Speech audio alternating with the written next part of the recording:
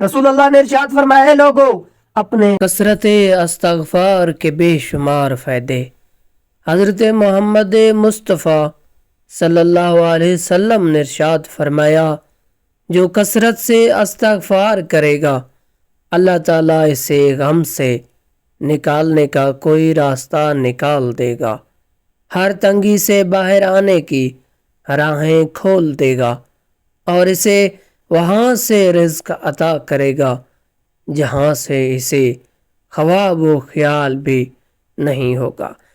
کچھ آزمائشیں اور مشکلات ایسی بھی ہوتی ہیں جن کے ختم ہونے پر انسان کو احساس ہوتا ہے کہ زحمت نہیں بلکہ رحمت کا باعث تھیں۔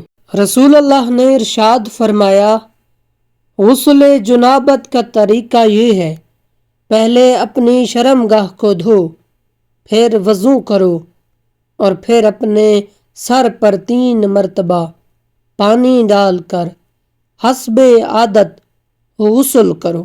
رسول اللہ نے ارشاد فرمایا، حاجی کی سفارش 4 گھرانوں کے لیے قبول ہوتی ہے، اور حاجی اپنے گناہوں سے ایسے پاک ہو جاتا ہے جیسے کہ پیدائش کے دن تھا۔ نفرتوں کا اپنا کوئی علاقہ نہیں ہوتا، یہ ہمیشہ محبتوں کے زمین پر قبضہ کرتی ہیں۔ گھر کے غم اور پریشانیاں جو ہیں وہ باہر بیان کرنے سے توہین بن جاتی ہے۔ تہجد کی دعائیں جب نصیب کے روبرو آ کر کھڑی ہو جاتی ہیں تب کچھ بھی ناممکن نہیں رہتا، تب 4 سکون کی صدائیں گونجتی ہیں۔ تہجد کا خاموش سجدہ اور ذرا ذرا بہتے آنسو اللہ ضیاء نہیں کرتا۔ رسول اللہ نے فرمایا، جب تم ایسے ہو جاؤ کہ تمہارے غم بڑھ جائیں اور تم ان غموں کو ختم کرنا چاہو تو مجھ پر درود پڑھو، یہ تمہارے غموں کو ختم کرنے کے ساتھ ساتھ تمہارے گناہوں کو بھی مٹا دے گا۔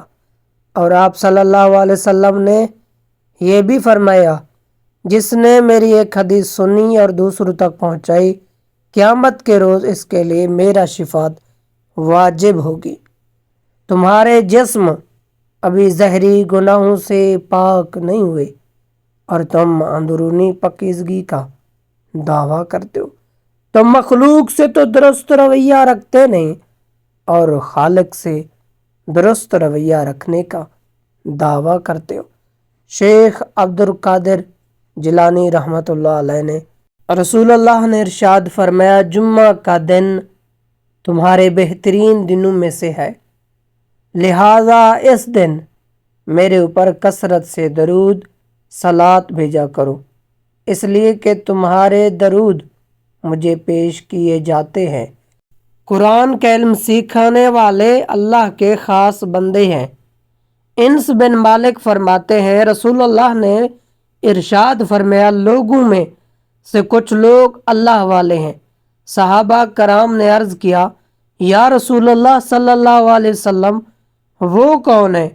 آپ صلی اللہ علیہ وسلم نے ارشاد فرمایا، وہ ہے قرآن والے، اللہ والے اور ان کے چنے ہوئے بندے۔ پیغمبر اکرم صلی اللہ علیہ وسلم نے ارشاد فرمایا، ہرگز دنیا ختم نہیں ہوگی مگر یہ کہ میرے اہل بیت سے ایک مرد قیام کرے گا جس کا نام مہدی علیہ السلام ہوگا، اجل اللہ تعالی فرج الشریف۔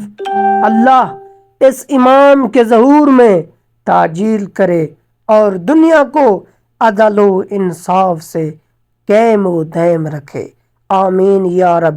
رسول اللہ نے ارشاد فرمایا، اے لوگو اپنے جانوں پر رحم کھاؤ، کیونکہ تم کسی بہرے یا غائب خدا کو نہیں پکارے ہو، وہ تو تمہارے ساتھ ہی ہے، بے شک وہ سننے والا اور تم سے بہت قریب ہے، برکتوں والا ہے، اس کا نام اور اس کی عظمت بہت ہی بڑی ہے، یہ کامیابیاں عزت یہ نام تم سے ہے، اے میری ماں میرا سارا مکان تم سے ہے، خلوص و شفقت، پیار اور صبر سے سرشار عظیم ہستی کو سلام۔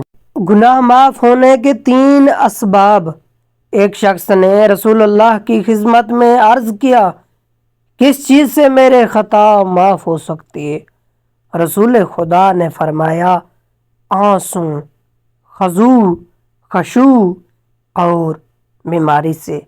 اے میرے مالک، اے میرے رحمان اللہ، ہمیں بھی اپنے محبوب کے سیرت پہ اور اس کے آل کے اصحاب کے سیرت پہ چلنے کی توفیق عطا فرما، آمین۔